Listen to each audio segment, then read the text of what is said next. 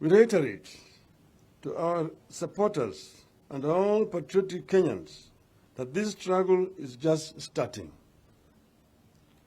We are not looking back, and we will not be intimidated. No retreat, no surrender. Our issues remain as follows, fellow Kenyans.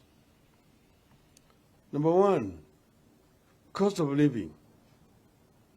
We will not relent until this illegitimate regime understands that the people are hurting and that their suffering must be at the center of our priorities as a nation. We will push on until the cost of food, fuel, electricity come down.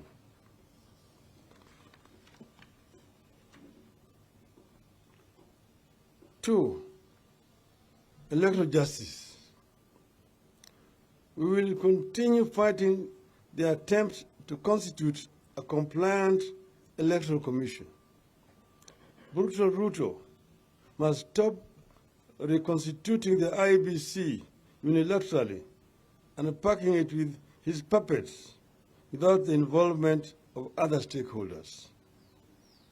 At the same time, we demand that the 4 commissioners who are forced to resign because they differed with Mr. Chebukati on the results must be reinstated. We maintain that IEBC must open the servers and allow an independent international audit that will without doubt prove to Kenyans that Brutal Ruto did not win the last elections. 3, inclusive government.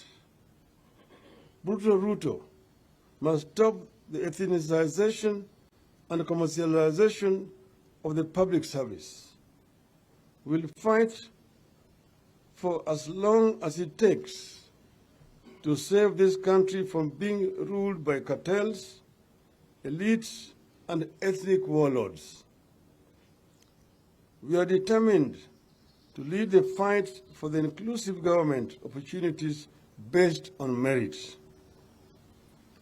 4, sacking of civil servants.